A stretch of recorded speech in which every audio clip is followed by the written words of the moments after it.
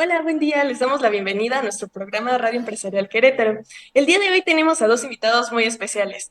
Tenemos al doctor Ulises Olivares. Buen día, doctor. Hola Él- Bárbara, buenos días. Muchas gracias por la invitación. Gracias. Él está trabajando en el área de la licenciatura en tecnología y también nos acompaña el doctor Alberto Prado. Hola, buen día, doctor. Buen día, ¿cómo estás, Bárbara? Muy bien, gracias. Y él está por la licenciatura en Ciencias de la Tierra. El día de hoy vamos a hablar de un tema que es realmente muy relevante. Es acerca de la inteligencia artificial y cómo ésta se relaciona pues, con los pesticidas y con las abejas. Así que, primero que nada, vamos a hablar un poco del contexto. Doctor Alberto, ¿nos podría decir un poco acerca de cómo está el entorno agropecuario en estos momentos? Bueno, específicamente con lo que concierne a este estudio, hay una gran preocupación por el declive de los polinizadores. Vemos que las poblaciones en general de insectos voladores ha disminuido y bueno, se cree que esto es tiene, digamos, tiene diferentes causas, pero una de ellas, la más relevante, quizás es el uso indiscriminado de pesticidas. Entonces, nosotros nos dimos a la tarea de evaluar los efectos subletales. Entonces, son efectos que no, que causan los pesticidas en concentraciones bajas, donde no matan a las abejas, pero sí afectan su fisiología. Entonces usamos dispositivos que registran el salir y entrar de las abejas a la colmena y podemos saber si la abeja número 10 salió, a qué hora y a qué hora regresó, etcétera. Y entonces, a través de este tipo de experimentaciones pudimos ver que los pesticidas en bajas concentraciones, los pesticidas neurotóxicos sobre todo, no matan a las abejas, pero las hacen trabajar menos. Entonces, hacen menos vuelos por día, las pelotas de polen que regresan a la colmena son más pequeñas, y bueno, esto todo tiene tiene una consecuencia sobre este, sobre la población o sobre la colmena, ¿no? Entonces, ese es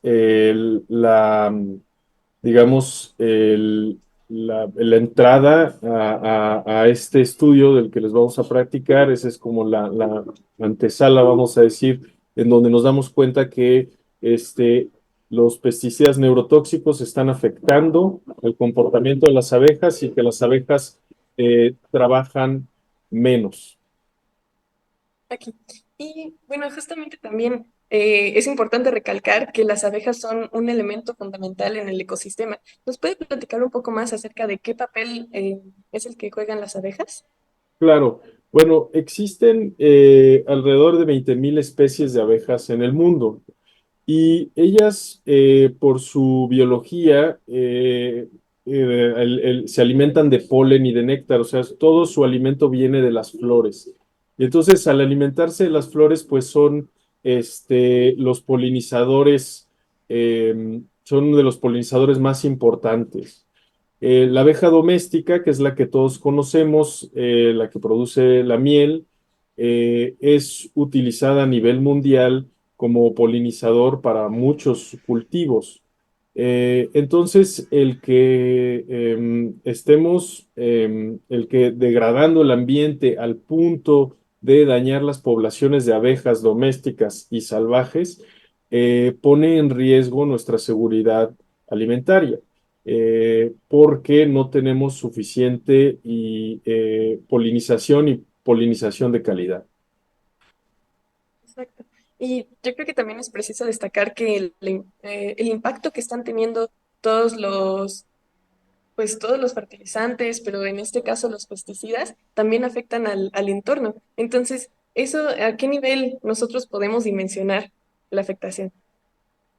Bueno, algo que nosotros nos percatamos durante estos estudios es que casi todas las muestras de polen que colectamos contienen pesticidas. De hecho, es muy difícil encontrar polen limpio, incluso en zonas que uno pensaría que no están tocadas por la agricultura. ¿Por qué? Porque los contaminantes se mueven en el ambiente, se mueven con el aire, se mueven con el agua, y entonces el polen, por sus características de tener una superficie, aunque es un grano muy pequeño, tiene mucha textura, entonces tiene una superficie muy grande y tiene grasa, y esas grasas acumulan los pesticidas. Y esos pesticidas son ingeridos por las abejas que se alimentan del polen. Exacto. Sí, es una problemática que al final de cuentas a todos nos termina afectando, ¿no? Porque al disminuir justamente la prevalencia de las abejas, pues no solamente es como que las dejemos de ver, sino realmente nos afecta a nivel alimenticio y a todas las agriculturas. Pero justamente para esto, ustedes nos han propuesto una solución, que es con inteligencia artificial. Así que, doctor Ulises, ¿nos podría platicar un poco acerca de qué es la inteligencia artificial? Y muchas gracias, Bárbara. En términos generales, podemos definir a la inteligencia artificial como algoritmos que tratan de imitar, digamos, el comportamiento humano, tratar de replicar un proceso de razonamiento humano. Y la idea es tratar de replicar esto a través de cálculo y utilizar básicamente computadoras para ello. Los algoritmos de inteligencia artificial funcionan a partir de datos, de una gran cantidad de datos. En algún momento, cuando estuvimos platicando con Alberto, él me comentaba algunas de estas problemáticas y, digamos, que notaban algún patrón en la disminución precisamente de la actividad de las abejas.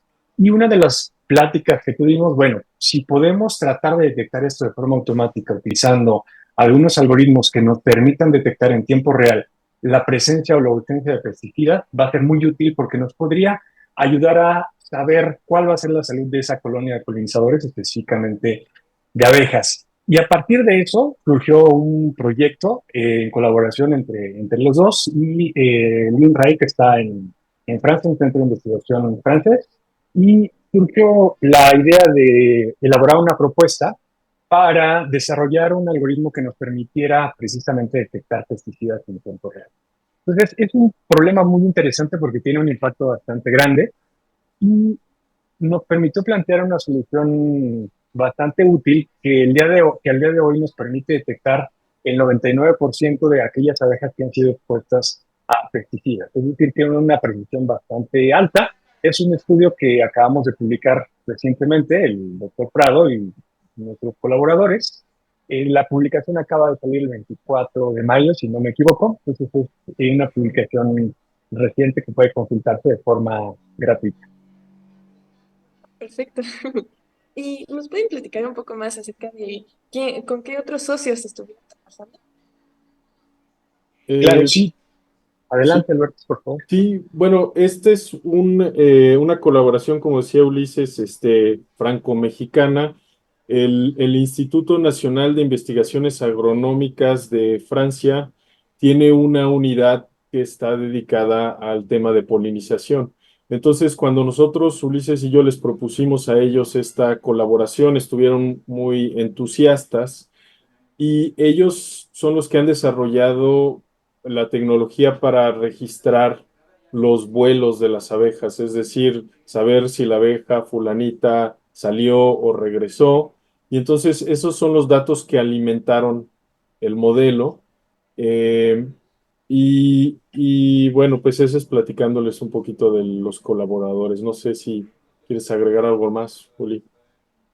Y esta tecnología es muy interesante resaltar que, digamos, en el ámbito de la tecnología ha permeado otros campos. Uno de ellos es justamente el monitoreo de este tipo de animales. Básicamente para este estudio se utilizaron contadores ópticos, se instalan algunos códigos QR en la parte trasera de las abejas, digamos en la espalda, y con estos códigos QR se leen a través de algunas cámaras o lectores ópticos y una vez que la abeja entra, se registra precisamente que entró, cuando sale pasa lo mismo, y si se saca la diferencia entre salida y entrada, podemos obtener la duración o el periodo que estuvo afuera la abeja. Precisamente esta tecnología fue desarrollada por los colaboradores que comenta Alberto y nos basamos en bases de datos de 3 estudios, bueno, de 4 estudios en total, y Para los 4 estudios observamos básicamente el mismo patrón y a partir de ese patrón interesante pudimos diseñar este algoritmo que nos permitió precisamente tener una precisión bastante alta en cuestión a la detección de pesticidas. Oh, me alegra mucho que estén teniendo muy buenos resultados. Y doctor Alberto, ¿dónde están aplicando ahorita este proyecto? Bueno, ahorita este proyecto, digamos que terminamos esta primera fase. Entonces, se logra crear un modelo de inteligencia artificial que puede discriminar entre una abeja saludable y una abeja que ha estado expuesta a pesticida, basándose simplemente en su actividad diaria. Entonces, ahora lo que nosotros queremos hacer y proponer es que este modelo se use como una herramienta de toxicovigilancia, es decir, que podamos evaluar la presencia de pesticidas neurotóxicos en el ambiente, simplemente observando, bueno, el modelo observará los comportamientos de las abejas.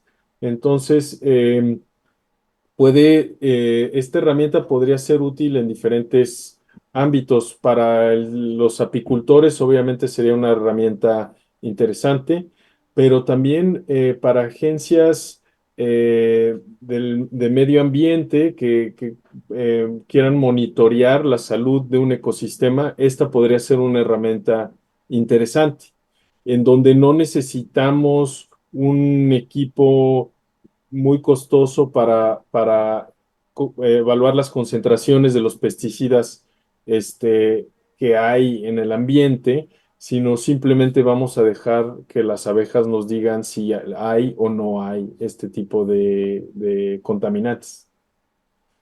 Ok, ok. ¿Y cuáles son sus objetivos a largo plazo, a unos 5 años? ¿A dónde les gustaría que llegara este proyecto?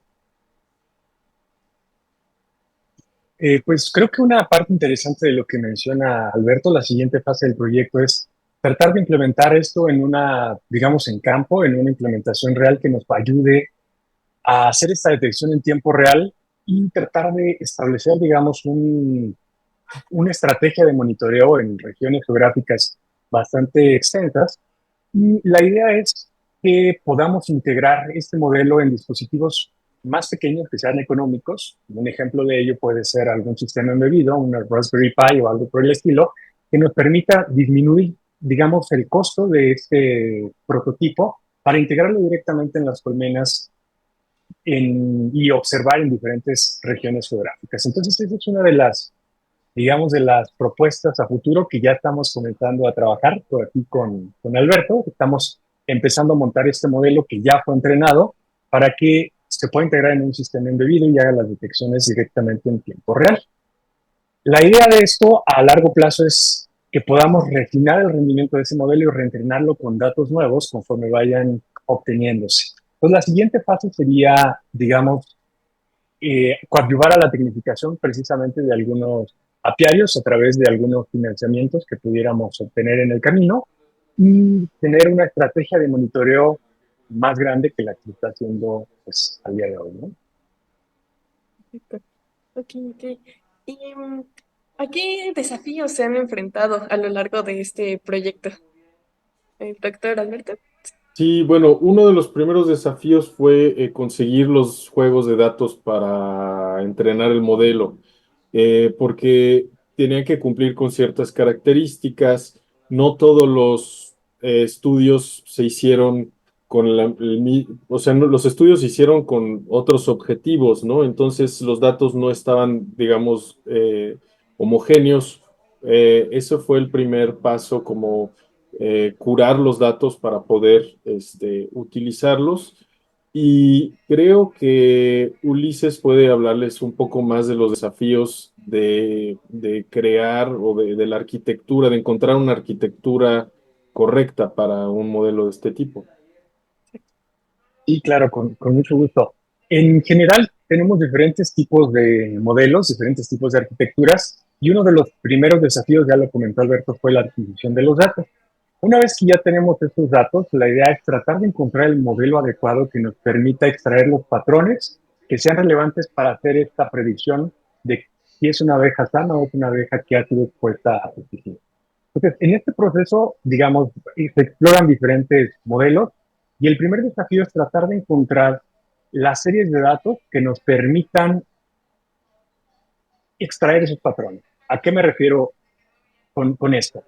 Generalmente los datos que estamos analizando son secuencias de tiempo donde tenemos entradas y salidas o registros, por ejemplo, con duración de cada una de las abejas. Y la idea sería empezar a vincular todos esos datos en series de tiempo. Es decir, que no son registros independientes, sino que todos esos registros están vinculados. Entonces comenzamos explorando diferentes arquitecturas y nos quedamos con una arquitectura que se conoce como redes neuronales recurrentes. Estas redes recurrentes son muy buenas para tratar de detectar patrones en secuencias o en series de tiempo. Entonces, basándonos más o menos ya en la literatura y en el conocimiento previo, comenzamos a implementar algunas redes que se llaman LSTM, que tienen memoria de corto y de largo plazo. Estas redes son muy interesantes porque nos permiten, a través de estas redes, recordar lo que es relevante y olvidar aquello que no es relevante. Un poquito cómo funciona nuestra atención. Si no nos interesan las cosas, básicamente desechamos todo lo que no nos interesa y nos quedamos con aquello que es significativo. Estos modelos funcionan de esa forma. Comenzamos con una, digamos, una capa de estas con memoria de corto y de largo plazo y vimos que teníamos una mejora en la predicción, pero solamente teníamos mejoras que nos ayudaban a ver al modelo hacia el futuro, pero no hacia el pasado. Y decidimos cambiar la arquitectura por un nuevo tipo de arquitecturas que se llaman LSTMs bidireccionales, es decir, que son capaces de manejar dependencias en el futuro, pero también en el pasado. Entonces, ese fue el segundo reto interesante. Después de hacer diferentes pruebas, llegamos al modelo final que nos dio una precisión bastante aceptable, bastante buena, muy cercana al 100%. Ok, ok. ¿Y de los resultados que obtuvieron, fue lo que esperaban o hubieran preferido obtener otro tipo de resultados?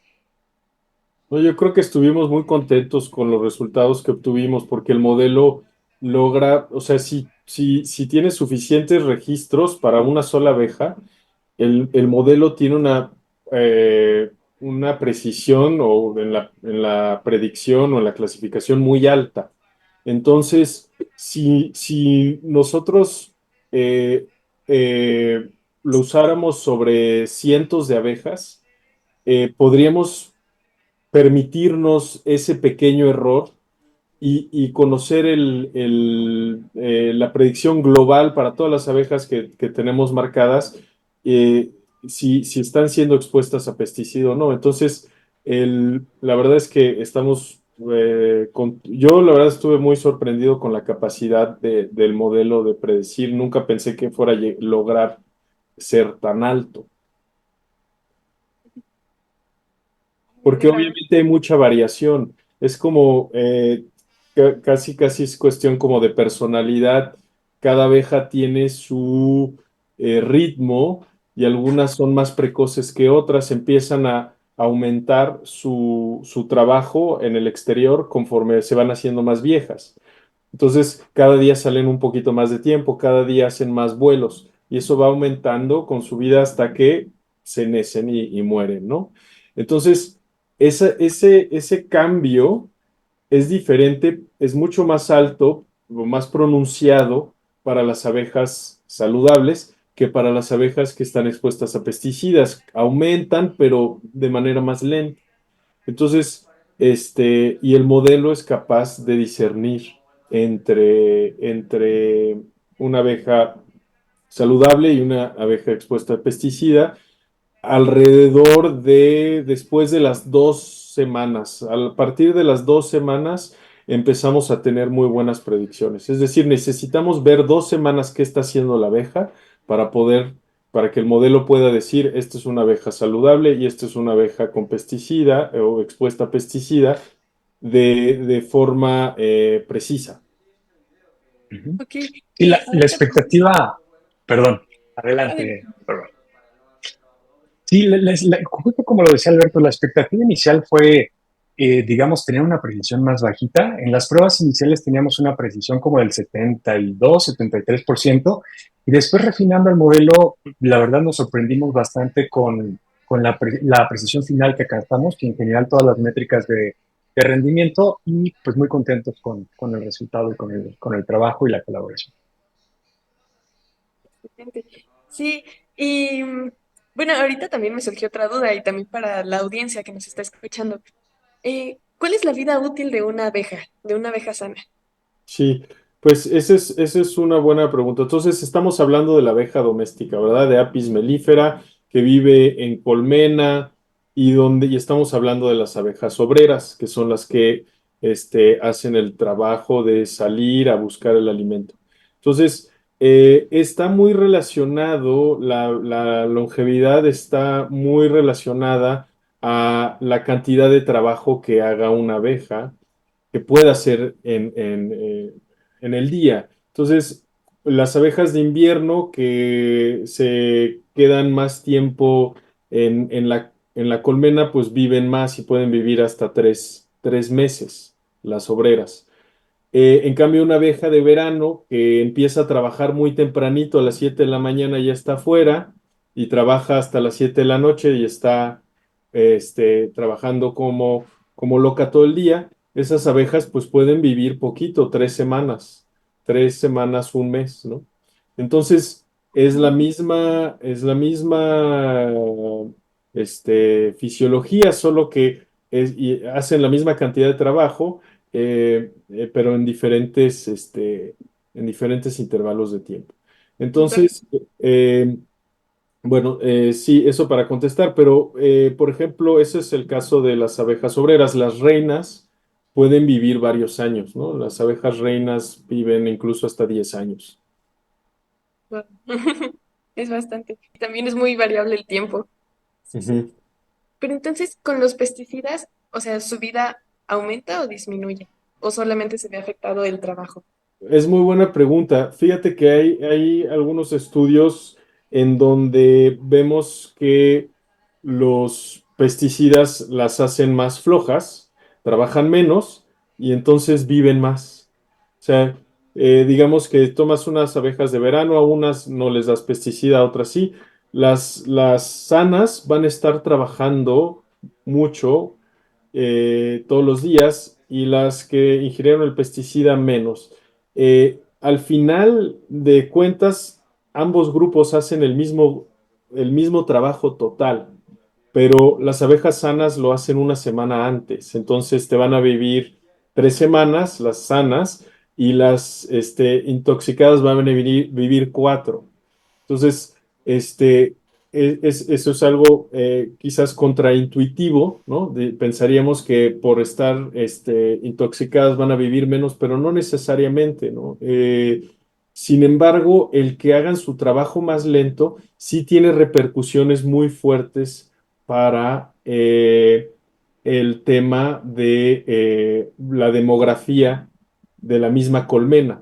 No es el mismo aporte de alimento. El alimento igual es la misma cantidad, pero tarda mucho más tiempo en llegar, ¿no? Entonces todo se vuelve más lento y se vuelven colmenas menos productivas. Y al volverse menos productivas, pues eso es igual a menos polinización para nuestros cultivos. Es muy interesante el tema y la verdad es que, digo, uno, o sea, con la vida diaria no nos detenemos muchas veces a pensar en la importancia que tiene, pues, todos los productos que nosotros estamos utilizando y cómo eso afecta a, pues, a los animales y por lo tanto también a la producción, en este caso agropecuaria, de los alimentos y por lo tanto también a nosotros, ¿no? Es como un ciclo que al final de cuentas todos terminamos afectando de buena o de mala forma a los integrantes de este entorno. Y quisiera preguntarles, nosotros como audiencia, nosotros como civiles, ¿cómo podemos ayudar a que esto pues disminuya el uso de pesticidas y por lo tanto la cantidad de abejas? Bueno, no sé si Oli ahorita quiere complementar, pero yo lo que diría es, tenemos que empezar a ser conscientes que si estos contaminantes están llegando en el polen a las abejas, seguramente también nos están llegando a nosotros a través de nuestros alimentos, en las frutas, en las verduras que comemos. Y quizás tienen efectos que también sobre nuestra propia fisiología. Entonces, qué es lo que podemos hacer? Pues primero es ganar conciencia de la problemática.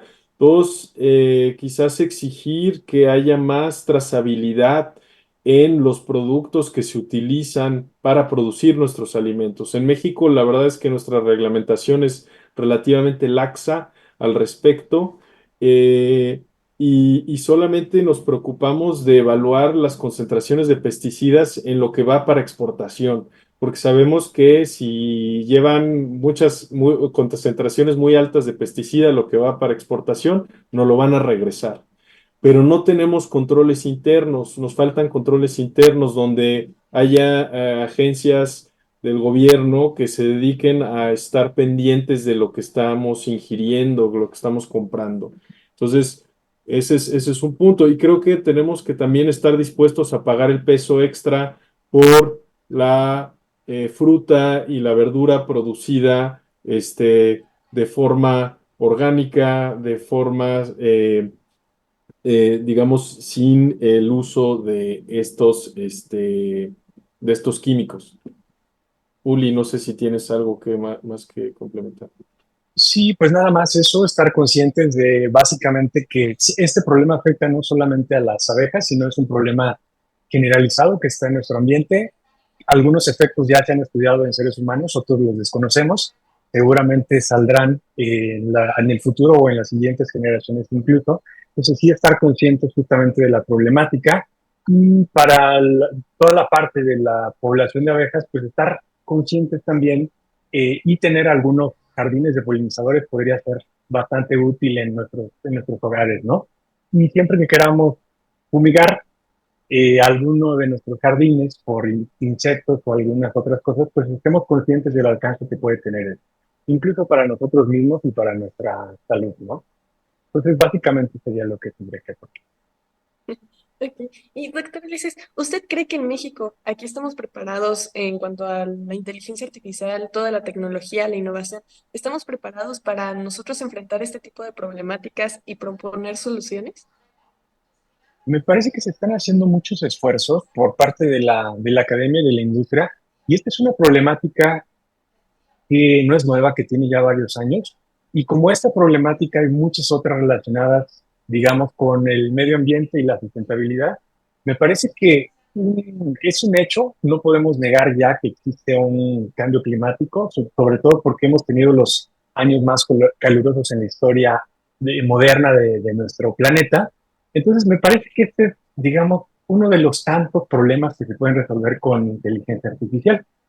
Y hoy en día estamos en digamos, en una etapa muy interesante porque está teniendo mucho auge este tema de inteligencia artificial, específicamente el tema de inteligencia artificial generativa, que se puede utilizar, digamos, para resolver muchos problemas muy interesantes y con la mano de expertos y sobre todo con la vinculación interdisciplinaria, podemos comenzar a diseñar proyectos que tengan un mayor impacto. Y este tipo de proyectos me parece que al final de cuentas es lo que necesita primero nuestro país y lo que necesita nuestro planeta a mediano y largo plazo.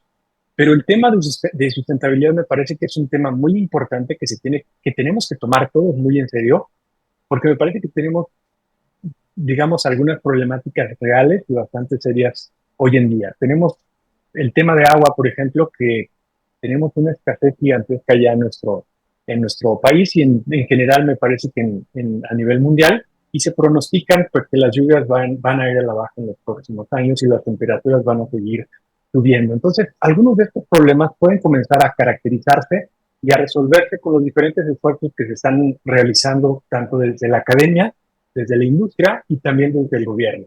Entonces, tratar de articular estos tres ejes, industria, gobierno y academia, va a ser muy útil para generar proyectos que tengan pues, impactos más grandes, ¿no? En México me parece que se están haciendo algunos esfuerzos, no los suficientes. Me parece que debe de haber fondos especiales para tratar de incentivar aquellos proyectos que resuelvan problemáticas relacionadas con sustentabilidad, cambio climático, entre otros grandes problemas que tenemos y que van a seguir surgiendo.